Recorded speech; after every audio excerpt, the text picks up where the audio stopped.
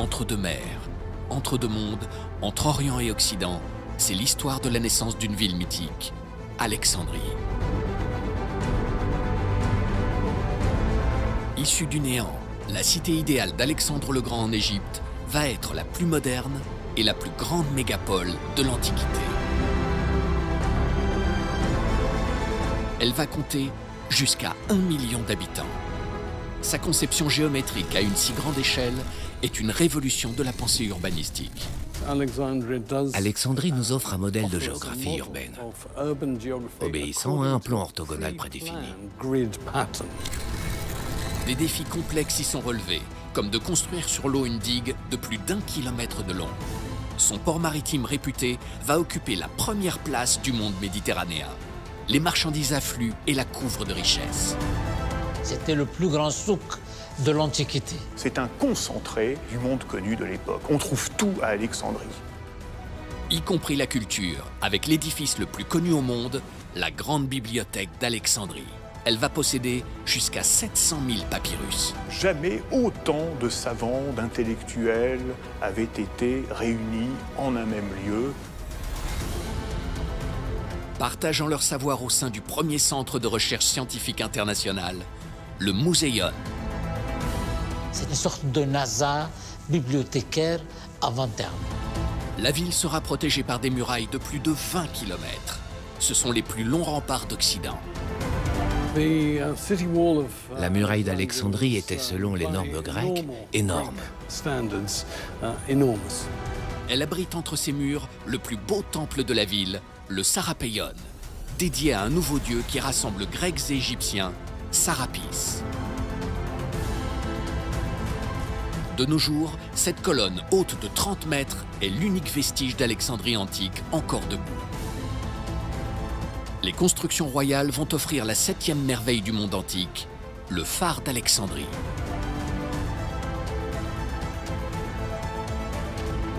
Voici une invitation à découvrir la première mégapole de l'Antiquité, ou Alexandrie, comme vous ne l'avez jamais vue.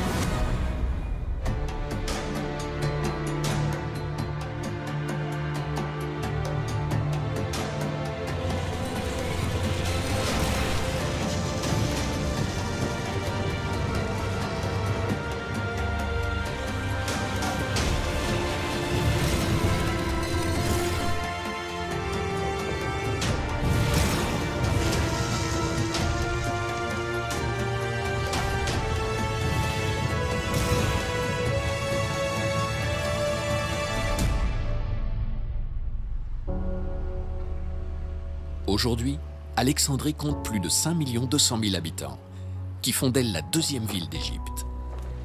Ses activités portuaires et ses industries forment le cœur de son économie, même si elle est aussi une station balnéaire prisée des habitants du Caire. Son port est le plus grand d'Égypte depuis sa fondation au IVe siècle avant notre ère. Les vestiges de sa magnificence antique sont rares. Ils furent pour la plupart engloutis par les flots sous l'action de l'érosion et de séismes. Mais cette mégapole eut un éclat incomparable dans l'Antiquité qui donne envie de soulever le voile du mystère. Et l'on se demande comment tout a commencé. Au IVe siècle avant notre ère, quand Alexandre le Grand découvre l'endroit où bâtir une splendide capitale, le lieu est déshérité. Situé à plus de 200 km derrière le Caire, s'y tient un simple village de pêcheurs au milieu de marais insalubres. Un lieu coincé sur une lagune entre un lac et la mer. Pourquoi choisir d'y installer une ville de rêve?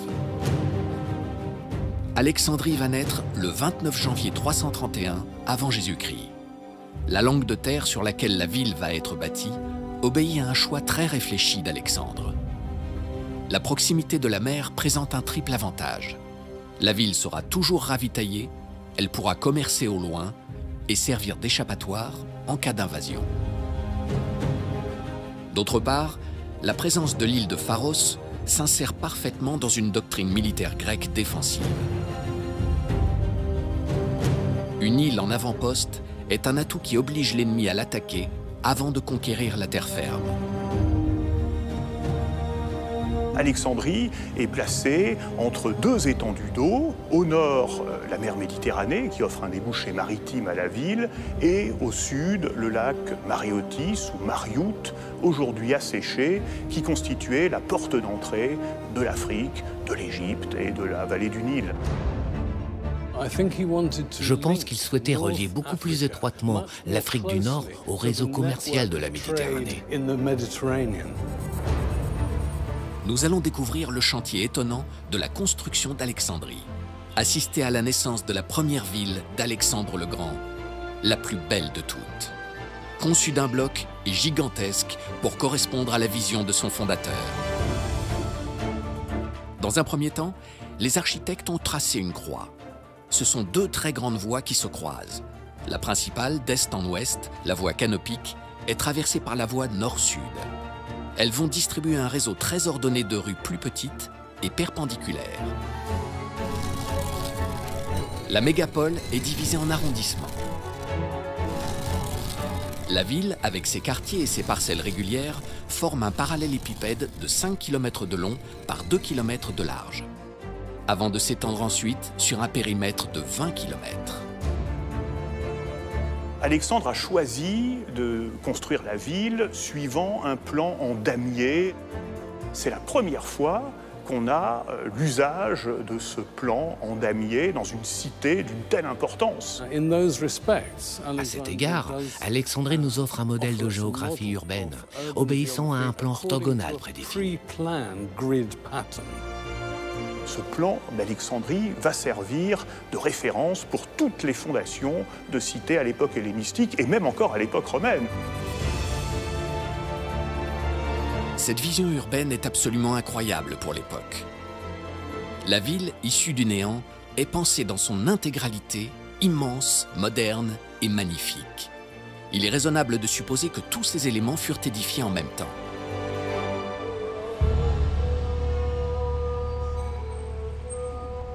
Située au cœur d'Alexandrie, la voie canopique existe toujours. Cette avenue est âgée de 2300 ans.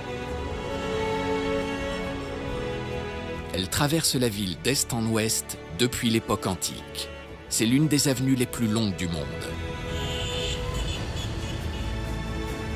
Elle mesure 5 km de long. Cette grande voie canopique coupe la ville presque par le milieu. Ses dimensions, à l'époque antique, sont extraordinaires. 5 km de long, mais aussi 30 mètres de large. Elle permettait de rejoindre à l'est la ville de Canope, qui lui a donné son nom, et mène de la Porte de la Lune à celle du Soleil. La longueur était intéressante, mais ce qu'il y avait de plus frappant, c'est sa largeur, 30 mètres, ce qui est environ le double de la taille de n'importe quelle autre rue de cette époque. La voie canopique a été pensée afin que les chars et les chevaux puissent se croiser aisément. Désignée comme la voie centrale de la cité, elle accueillera les plus beaux bâtiments publics. Elle croise presque à angle droit la grande voie nord-sud, aussi large qu'elle. Ces grandes voies sont des voies rapides, destinées à faciliter la vie de centaines de milliers d'habitants. Jamais on n'avait vu de voie aussi splendide qu'immense.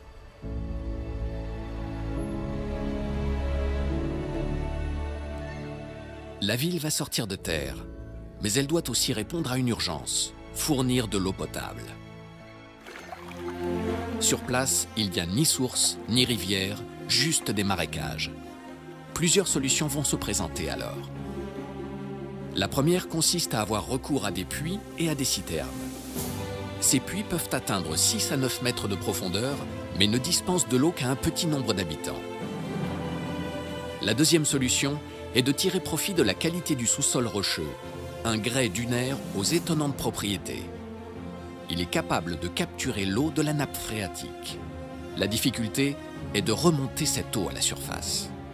Les ingénieurs vont creuser dans la roche tendre un réseau de galeries souterraines qui va suivre une faible pente. On les appelle des hyponomes.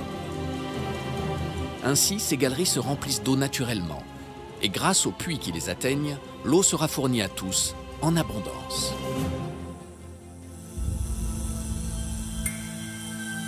Et puis, dans un second temps, pour régler ce problème de l'eau, les Alexandrins ont construit un canal reliant la ville à la bouche canopique du Nil, c'est-à-dire au bras le plus occidental du delta du Nil, à quelques 27 km. Et on peut dire que c'est vraiment, du coup, la main de l'homme, le génie des architectes et des hommes qui ont travaillé là, qui ont permis de profiter pleinement des avantages du site. Alexandrie la Grande doit être une cité moderne exceptionnelle et exploiter son environnement maritime. Il lui faut cerner ses priorités. L'une des premières priorités est de construire une digue afin de relier les côtes d'Alexandrie à l'île de Pharos.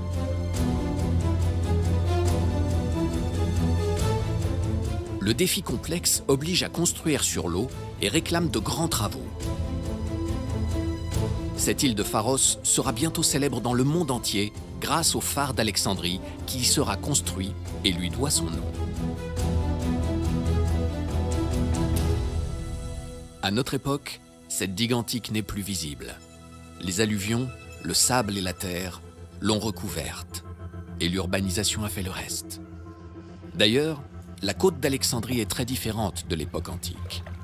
Le niveau de la mer a augmenté de 6 mètres et des glissements de terrain ont entraîné dans ses profondeurs la plupart des vestiges antiques. Et les côtes ont été redessinées depuis. La digue ne se distingue plus aujourd'hui, mais grâce aux nouvelles technologies, il est possible de revivre la construction de cet ouvrage. Construire une digue reliant l'île de Pharos à la terre s'avère une entreprise périlleuse. Tout manque à Alexandrie. Il n'y a ni bois, ni pierre, ni eau potable, et tout doit venir de loin. Pharos n'est pas alors complètement séparée du continent. Elle est reliée par une barre naturelle faite de sable et d'une accumulation de sédiments apportés par les vagues. Que vont faire les ingénieurs alexandrins? Ils vont utiliser cette base en la solidifiant par des remblais et construire la digue sur le sommet émergent du monticule naturel. Le pont solide ainsi créé est rapidement consolidé par une chaussée de pierres. Cette digue s'appelle l'heptastade car elle est longue de 7 stades, la mesure de l'époque, soit 1244 mètres de long. La construction de l'heptastade était un projet de grande envergure. En construisant cette avancée, vous divisez en deux la vaste zone du port. Et vous créez donc deux sortes d'espaces différents. Cet heptastade va diviser la rade naturelle en 2 bassins maritimes propices à accueillir des ports spécialisés.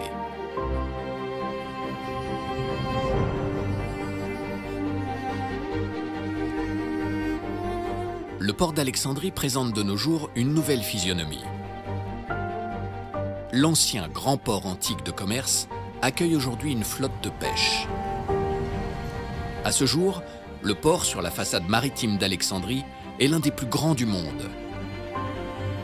Mais il fut aussi le plus grand port de commerce de la Méditerranée antique. L'endroit est resté animé et vivant, mais il a bien changé, perdant ses anciens contours engloutis par les flots.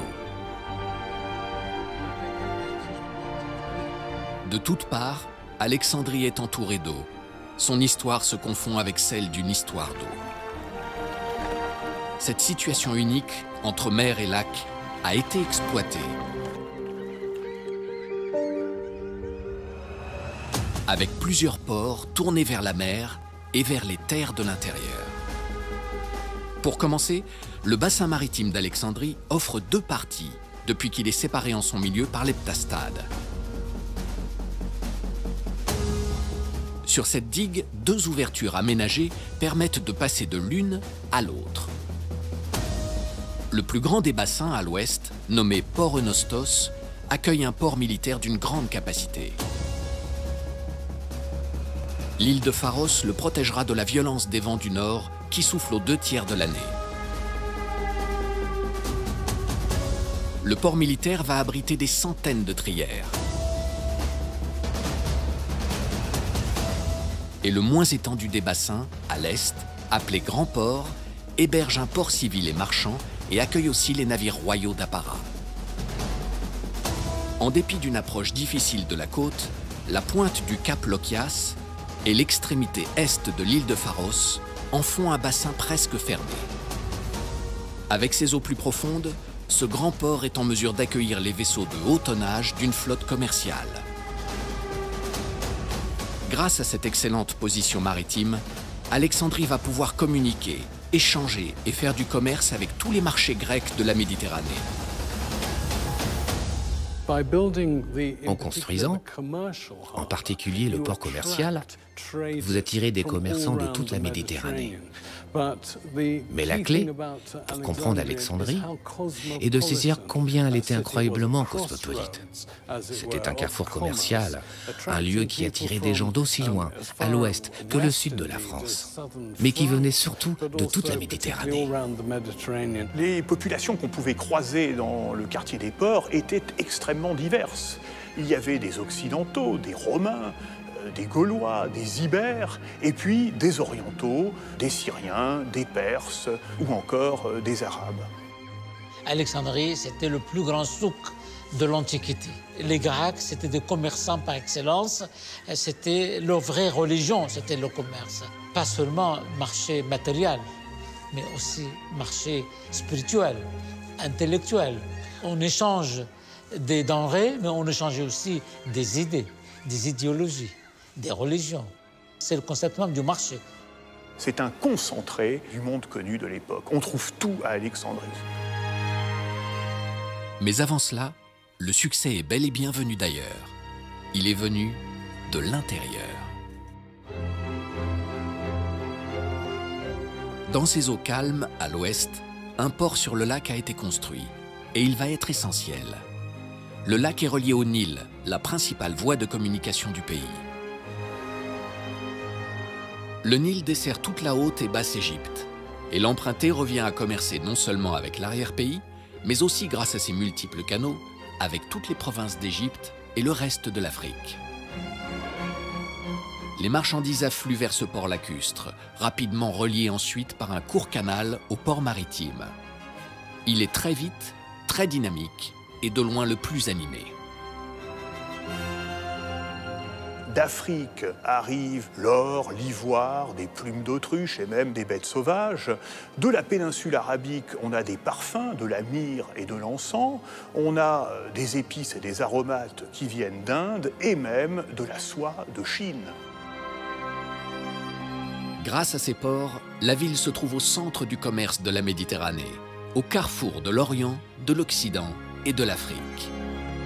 Cette position dominante unique va placer Alexandrie entre deux mers, entre deux mondes, entre Orient et Occident, et cela va la couvrir de richesses. Mais une ville riche dans un lieu découvert peut susciter des convoitises. Pour protéger la ville, la construction d'une enceinte est indispensable. L'ouvrage, dès les débuts, affiche son gigantisme. Les murailles vont mesurer près de 20 km. Ce sont les plus longs remparts d'Occident. Et c'est un nouveau défi pour les architectes alexandrins. Dans ce quartier, il en reste des fragments. Cette muraille ottomane du Moyen-Âge observe le même mode de construction qu'au temps d'Alexandre le Grand. La coupe de l'ouvrage laisse apparaître différentes épaisseurs de pierre. La partie extérieure est recouverte de pierres taillées,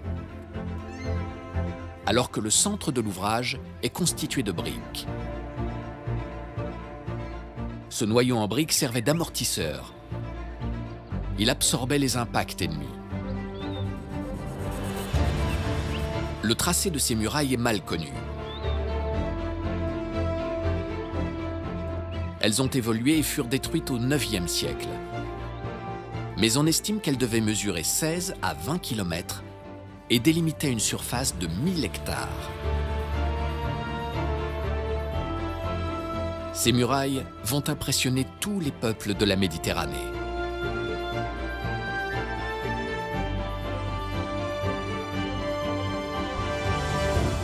La muraille d'Alexandrie était, selon les normes grecques, énorme. et elle était principalement défensive. L'idée était qu'elle puisse résister à l'attaque de bélier et également résister aux flèches. C'étaient des murailles qui mesuraient 10 mètres de haut, mais surtout, elles étaient très épaisses, 7 à 8 mètres d'épaisseur, parce qu'il faut savoir qu'à cette époque, on utilisait déjà les premières machines de siège, notamment des catapultes. Il fallait pouvoir résister à ces gros blocs qui étaient propulsés par ces espèces de lance-pierres géants. Cette muraille est ponctuée régulièrement de tours rectangulaires bastionnées, desquelles l'on aura 2 angles d'attaque sur l'adversaire. Avec le choix de l'arroser de flèches ou de le bombarder. Grâce à cette muraille, Alexandrie se trouve dans la position d'une forteresse, protégée par la mer au nord et par le lac Maréotis au sud. Les rares accès à la ville sont étroits et faciles à défendre. Il lui appartient de décider de son destin, être ouverte ou fermée. Alexandrie est présentée par les auteurs anciens comme une ville cosmopolite, la première ville cosmopolite de l'histoire de l'humanité. C'est-à-dire que ce n'est pas seulement une polis, une cité grecque comme l'était Athènes, mais véritablement un lieu où se retrouvent l'ensemble des peuples du monde connu de l'époque. Alexandre le Grand n'est resté que quelques mois en Égypte. Parti vers de nouvelles conquêtes, il ignore qu'il ne reverra jamais Alexandrie et meurt à Babylone en -323 avant Jésus-Christ. C'est l'un de ses généraux, le général grec Ptolémée, qui hérite de l'Égypte. Ptolémée Ier sera à la fois roi pour les Grecs et pharaon pour les Égyptiens. Et il crée une dynastie. C'est le début de la dynastie des Ptolémées, 15 souverains qui portent tous le nom de Ptolémée et aussi quelques reines, dont la célèbre Cléopâtre. Le successeur d'Alexandre le Grand va choisir la démonstration de puissance et signer l'acte de naissance de monuments légendaires. Ptolémée est un roi savant, comme Alexandre le Grand. Il veut créer à Alexandrie le temple de tous les savoirs du monde de l'époque. Ptolémée, comme tout grand généralissime de l'armée d'Alexandre le Grand, il voulait absolument entrer dans l'histoire par la grande porte. Il va concevoir la plus grande et la plus célèbre des bibliothèques du monde, la Grande Bibliothèque d'Alexandrie. À une époque où les livres n'existent pas, elle va posséder jusqu'à 700 000 papyrus et devenir le premier centre de recherche de l'Antiquité. De nos jours, une nouvelle grande bibliothèque, héritière du même esprit, a été édifiée à Alexandrie. Inaugurée en 2002, après un concours mondial auquel participèrent 400 architectes de 77 nationalités, le projet norvégien l'a emporté. Sa construction a coûté 220 millions de $.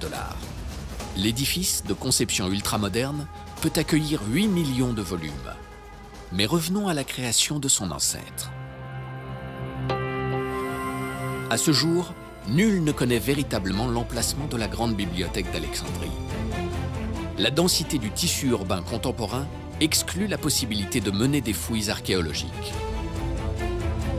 Ce mystère n'est pas sans entretenir son charme mythique. Il n'existe pas de représentation architecturale ou artistique de la grande bibliothèque. Comment reconstituer ce bâtiment ? Les recherches de l'UNESCO ont permis d'obtenir une base du bâtiment. Puis, sachant que la grande bibliothèque d'Alexandrie était de conception grecque, s'inspirer des vestiges de l'une de ses contemporaines, la bibliothèque de Pergame en Turquie offre de livrer cette représentation inédite du célèbre bâtiment royal.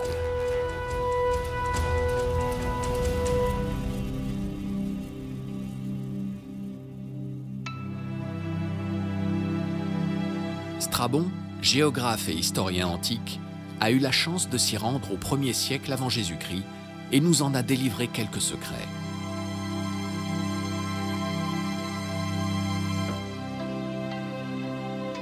Il nous situe l'emplacement de la grande bibliothèque près du port, dans le quartier des Palais Royaux.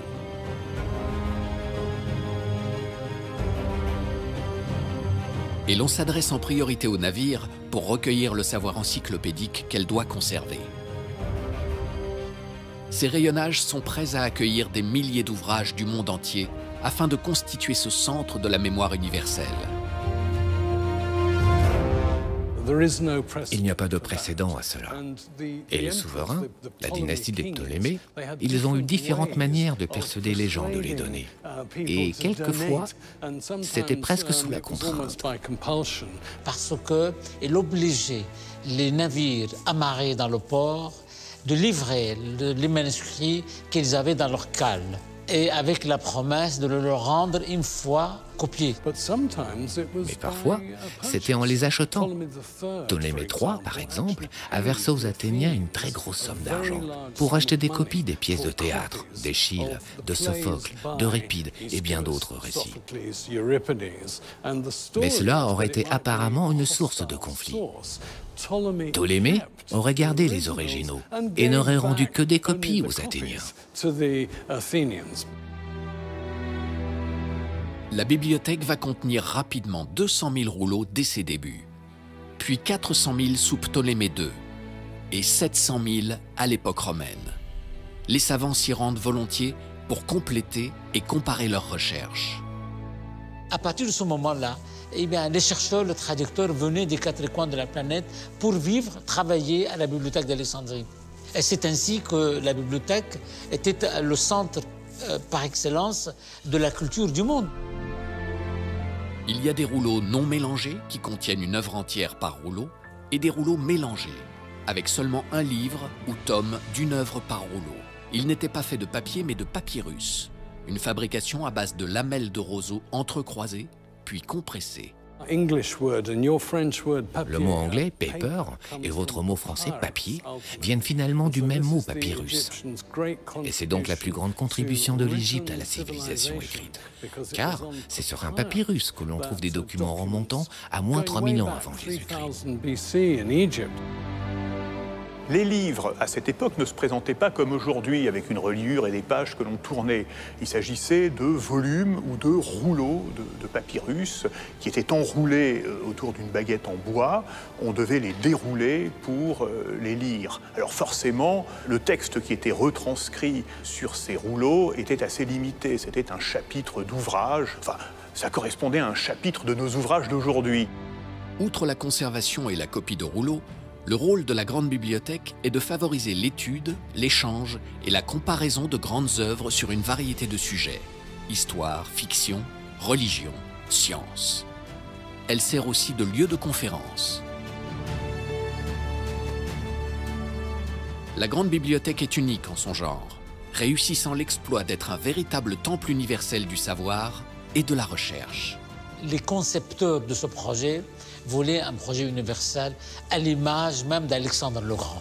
Le projet de la bibliothèque d'Alexandrie, c'était un projet qui était essentiellement cherché à théoriser le principe de l'unification du monde. Si son immense renommée a su traverser les siècles, nous ignorons bien souvent qu'elle faisait partie d'un étonnant complexe architectural. À côté de la bibliothèque se trouvaient d'autres bâtiments. Il y avait un vrai centre de recherche appelé le Museion. Ce complexe scientifique est unique au monde. Ptolémée invite tous les savants et lettrés de toute contrée à Alexandrie, tous frais payés et pour une durée indéterminée. Le Museion, qui signifie Temple des Muses, sera le lieu d'accueil de cette élite savante. Jamais autant de savants, d'intellectuels avaient été réunis en un même lieu. C'est donc tout à fait inédit. On enseignait la médecine, l'astronomie notamment, et la chimie et la mathématique, à côté de la philosophie et toutes les sciences de l'Antiquité. C'était vraiment le centre du savoir ancien, hein, dans sa globalité. Ce qui est intéressant de notre point de vue, c'est que les arts et les sciences ne sont pas séparés de manière rigide. En d'autres termes, vous pouviez être un expert en géométrie, en géographie, mais aussi être un critique littéraire. Les esprits fins étaient reçus comme des rois, dans de grands bâtiments très bien équipés. On y trouve un institut de recherche, un observatoire astronomique, plusieurs salles d'expériences physiologiques et médicales, et même un zoo. Les membres du Museion échangent en se promenant sous le portique de sa façade ou dans ses jardins botaniques verdoyants. Ils discutent aussi dans la grande salle qui sert aux conférences ou à des cours magistraux. Ce Museion est un incroyable centre cosmopolite de recherche né 300 ans avant notre ère. Le Museion, c'est un grand projet, c'est un complexe scientifique de recherche, une sorte de NASA bibliothécaire avant terme. Si vous voulez que la bibliothèque d'Alexandrie, c'était une révolution dans la civilisation égyptienne et même dans la civilisation humaine d'une façon générale, parce que la bibliothèque a introduit dans le concept du savoir deux éléments très importants. Le premier élément, c'est l'accès libre au savoir. Je vous rappelle qu'à l'époque, le savoir, c'était uniquement l'apanage des prêtres, du clergé, dans les temples égyptiens ou grecs. Deuxième avancée, c'était la gratuité, c'est-à-dire celui qui a une idée, celui qui a une théorie, celui qui a envie de faire une recherche, avait le droit d'accéder au savoir antérieur et de procéder à des expériences pour avancer la science. C'était une véritable révolution également. Le Museion accueille les savants les plus remarquables de la Terre. L'échange des connaissances et la sociabilité des membres du Museion vont permettre à de grands monuments de bénéficier de leur savoir. L'ensemble inaugure une révolution culturelle, un désir de rassembler toutes les connaissances universelles en un lieu unique et qui fera d'Alexandrie une mégapole incomparable.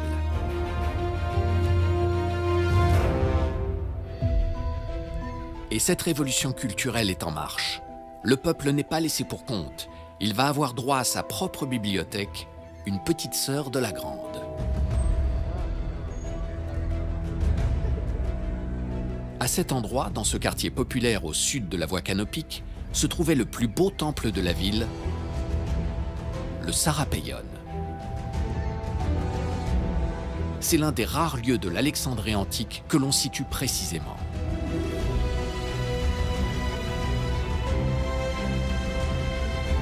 Le Sarapeion est un complexe surprenant. Ce n'est pas seulement un espace sacré, il sert d'espace public et rassemble les classes populaires.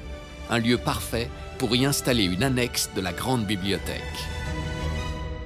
Les Ptolémées ont aussi voulu mener une politique culturelle destinée aux plus humbles, aux plus modestes. Et ça, c'est tout à fait original. Ils ont aussi créé une bibliothèque publique. C'est vraiment tout à fait inédit dans l'histoire. Il y a donc une vraie volonté de faire partager au peuple la culture. Les papyrus étaient stockés dans des alcôves creusées directement dans la roche.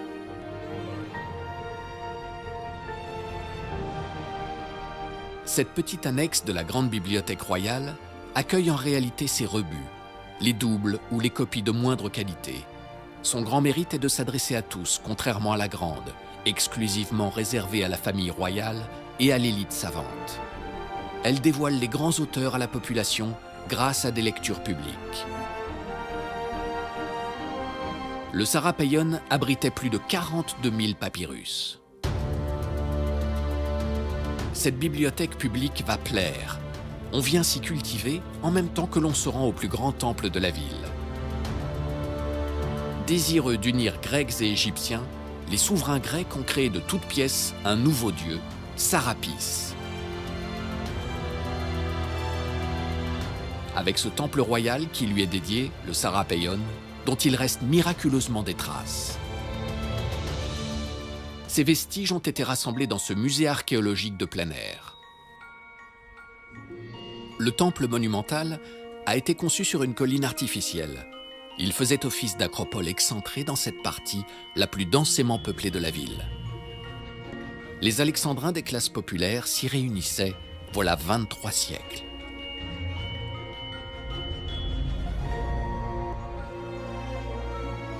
De l'Antiquité, il nous reste ses fondations et ces 2 sphinx qui ornaient le haut de la colline.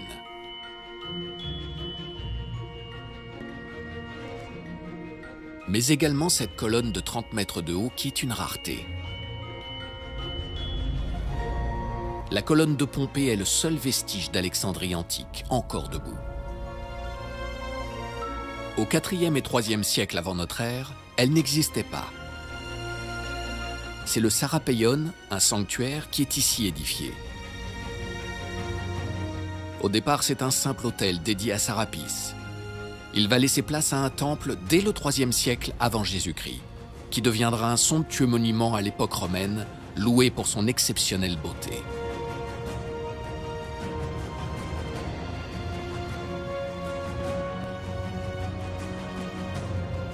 Le Sarapeion occupe un espace sacré de 142 mètres par 55 sous la forme d'un péristyle rectangulaire, soit une galerie de colonnes qui entoure une cour intérieure sur laquelle un temple de 11 mètres par 21 est édifié.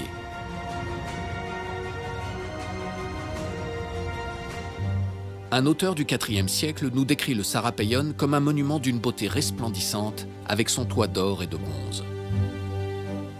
Au centre de la cour, le temple carré de style grec atteint ensuite 185 mètres de côté. Il abrite une statue colossale de Sarapis. Même les murs sont partiellement couverts de plaques d'or, de bronze et d'argent. Sarapis est assis, il est reconnaissable à sa coiffe, un récipient, symbole d'abondance. Et un cerbère chien à 3 têtes, gardien du monde souterrain, monte la garde, assis à sa droite. Créé de toutes pièces par le pouvoir, le culte de Sarapis va connaître un grand succès. Il est un trait d'union entre les religions grecques et égyptiennes. Semblable à Osiris, le dieu des morts égyptiens, et à Hadès, le dieu grec des enfers. C'est un dieu composite qui promet la renaissance après la mort. Le Sarapeion comporte également d'autres salles, des temples adjacents. Mais la colline réserve d'autres surprises. Le culte de Sérapis a rassemblé les Grecs et les Égyptiens. Même si les Égyptiens ont continué à honorer leur dieu traditionnel Osiris, il y avait à la fois des sacrifices à la mode grecque, peut-être dans la partie supérieure du temple, et sous le temple, dans des galeries souterraines, avaient lieu des rites mystérieux, sans doute dans la tradition pharaonique.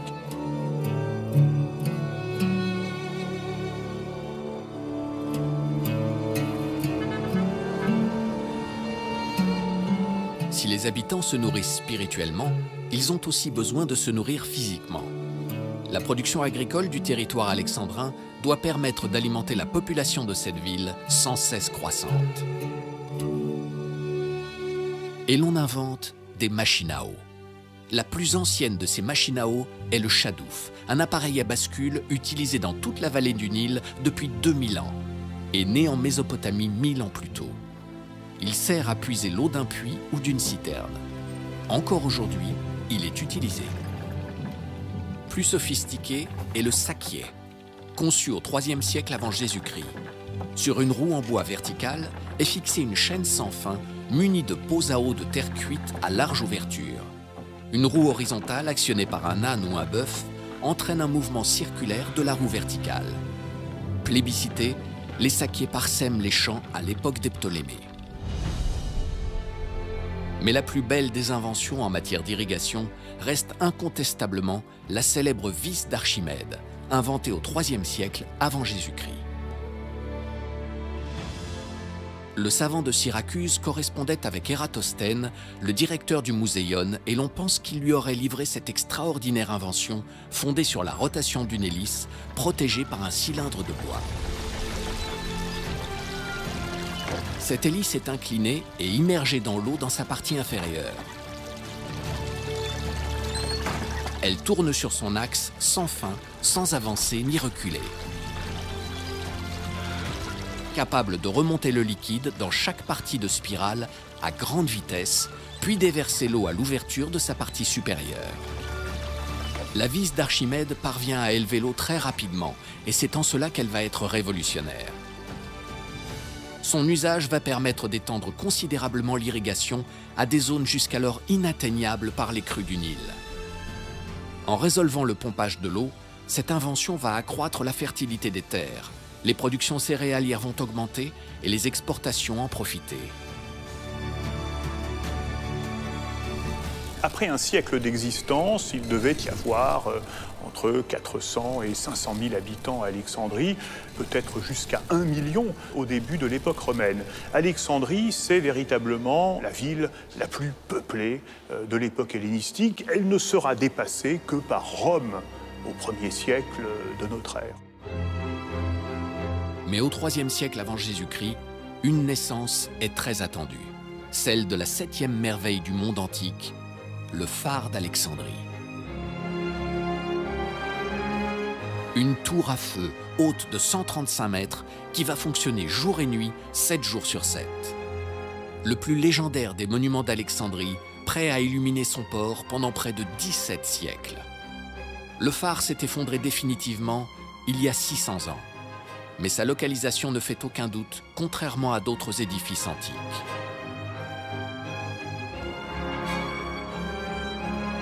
C'est ici, à l'emplacement de cette citadelle ottomane du XVe siècle, le fort Ketbey, que le phare grandiose a été construit. Cette citadelle est un modèle d'architecture médiévale défensive.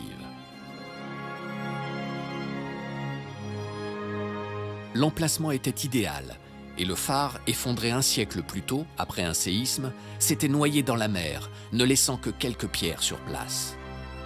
Celles-ci furent utilisées pour construire la tour principale au centre de la citadelle. Et l'on souhaite revenir au temps de Ptolémée I et de Ptolémée II pour en savoir plus. L'entrée maritime avec ses récifs à fleur d'eau est très périlleuse. Les courants sont très dangereux. Il y a des rochers. Et récemment, des plongeurs estiment avoir trouvé quelque chose comme 40 épaves, immédiatement après les murs du port. Aussi, était-ce une nécessité? La construction d'une tour à feu qui se voit de loin semble la meilleure des solutions. Mais Ptolémée Ier et son successeur vont en faire un édifice royal et monumental. Il faut dire que le grand monument en Égypte, le grand monument dans le monde d'alors, c'était la pyramide de Khéops. Donc Ptolémée et Sostrate de Cnide ont décidé de dépasser de peu la pyramide de Khéops. Malheureusement, on n'a pas la hauteur exacte du phare, mais si on se tient uniquement au petit chiffre, donc 120 mètres, c'est déjà énorme dans l'Antiquité. En moins 297, le lieu où se dressera la tour est choisi. Le concept de Ptolémée II, c'était de donner à Alexandrie le moyen d'assurer la sécurité des marins et après faire d'Alexandrie un grand centre commercial. Dès le départ, le chantier du phare s'annonce complexe. La tour à feu doit être immense pour des raisons utilitaires, servir de repère aux navigateurs, mais aussi pour des raisons de prestige. Être un symbole de la puissance de la ville, prête à rayonner sur le reste du monde. Ptolémée avait l'obsession de surpasser, dépasser son maître, Alexandre le Grand. La tour va s'élever sur un îlot rocheux battu constamment par les flots, à la pointe est de l'île de Pharos qui lui donne son nom. S'engagent des travaux difficiles de 15 ans, qui vont mêler techniques de construction et décors grecs aux traditions artistiques égyptiennes. Ainsi, au pied du phare et devant lui, une galerie de statues royales masculines et féminines, debout, à l'effigie des nouveaux pharaons lagides. Le phare en lui-même était d'architecture grecque, mais on a retrouvé les restes de 6 statues représentant sans doute les premiers Ptolémées sous l'aspect de pharaons égyptiens traditionnels. Ptolémée Ier a fondé une dynastie. Et l'un des points importants d'un monument comme le phare n'était pas seulement pratique, il était aussi symbolique. Cela symbolise, d'une certaine manière, le pouvoir de la dynastie sur la nature. Mais c'est aussi un emblème fort. On arrive au premier niveau du phare par une longue rampe d'accès de 183 mètres, supportée par 16 arches, qui aboutit à la porte, placée en hauteur.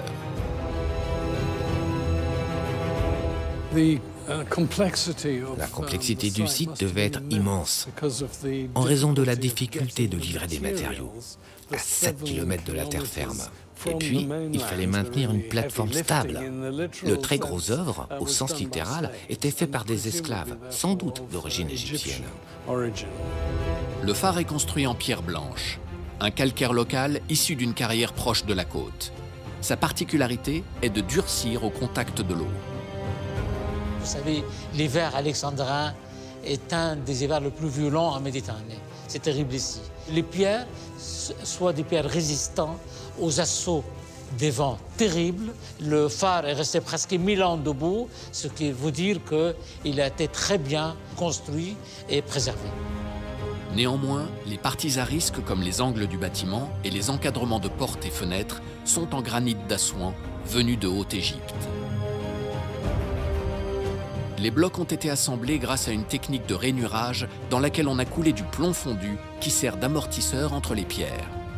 Les jointures étaient si adhérentes qu'elles conféraient une grande solidité à l'édifice, destiné à être battu sans répit par les vagues côté nord. La base du phare est un carré légèrement pyramidal qui mesure 70 mètres de haut par 30 mètres de large.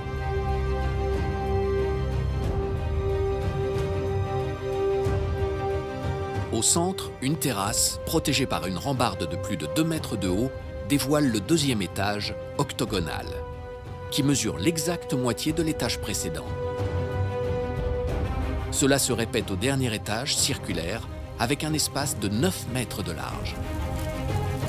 C'est là que brûlait en permanence un feu, un immense brasero se trouvait là. Ce dernier étage était surmonté d'une coupole sur laquelle était placée une statue divine qui représentait sans doute le grand dieu Zeus. Achevé sous Ptolémée II, l'édifice atteint 135 mètres de haut et se révèle d'une telle magnificence qu'on le considère dès son édification comme la 7e merveille du monde. La rapidité de sa construction, 15 ans, donne la mesure de la technicité qui fut mise en œuvre et des moyens importants du commanditaire, le pharaon Ptolémée Ier. La tour à feu, admirablement construite, va éclairer le monde pendant 17 siècles. Et sa structure carrée, octogonale puis cylindrique, devenir un modèle reproduit au nouveau phare du littoral méditerranéen.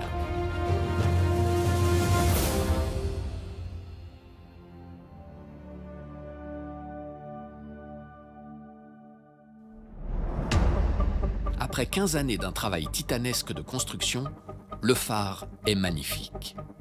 Mais un autre défi s'annonce, logistique cette fois. Comment entretenir jour et nuit l'immense feu à ciel ouvert qui trône à son sommet? C'est par cette rampe d'accès que les immenses quantités de bois arrivent. Cette rampe a été conçue d'une largeur suffisante afin que de lourds chariots chargés de troncs d'arbres, tirés par des bœufs, puissent l'emprunter et pénétrer à l'intérieur du bâtiment à son premier niveau. L'ouvrage est remarquable. Le phare est un lieu grouillant de vie et dans lequel on habite. Il abrite une 50aine de pièces destinées aux chambres du personnel responsable de l'entretien, à la maintenance de l'édifice et au stockage du bois. Une rampe intérieure fait le tour de ce premier niveau et mène au deuxième étage. Le phare est percé de fenêtres afin d'apporter la lumière du jour dans les escaliers.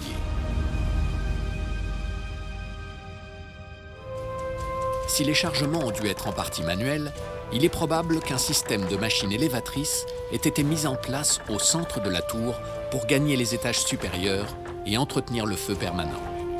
D'abord, il fallait chercher du bois. Il n'y a pas de bois en Égypte. Donc il fallait envoyer des vaisseaux par vagues successives chercher du bois au Liban et en Syrie. Et ce bois alimentait le foyer du feu pendant 17 siècles sans interruption. Donc on peut se demander combien de forêts on a brûlées pour alimenter pas seulement le phare, mais aussi sa mythologie. Comment était-il possible de préserver la flamme? On la disait perpétuelle, certainement avec du bois. Mais quelques personnes ont suggéré l'huile, qui était bien sûr d'un usage courant. Si vous vouliez éclairer votre maison, vous aviez une lampe à huile. L'emplacement du phare n'est pas le fruit du hasard. Il s'inscrit dans une réflexion scientifique originale et inédite. On a voulu que le phare soit construit sur le méridien mesuré par Ératosthène. Ératosthène était un des directeurs mythiques de la bibliothèque d'Alexandrie.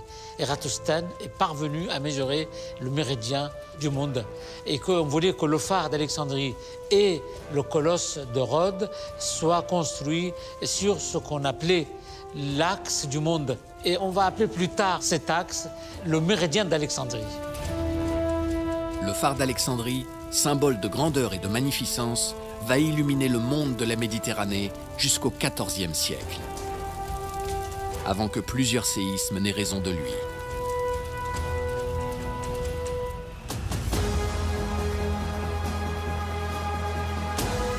Alexandrie la Grande, édifiée au milieu de marais insalubres, était devenue en moins d'un siècle la première cité de la Méditerranée. Son histoire fut celle d'une histoire d'eau dont elle est entourée, une position idéale au carrefour de l'Orient et de l'Occident qui l'a couverte de richesses. Construite immense, moderne et d'un cosmopolitisme inégalé dans l'Antiquité, la ville géante avait su créer sa propre identité. Tandis que la beauté de son plan, de ses grandes artères, de ses temples, comme de ses installations portuaires, n'égalerait que son ouverture au reste du monde. Et les réalisations monumentales de ses souverains, en conservant leur mystère, n'auraient de cesse de solliciter notre imaginaire pour des millénaires.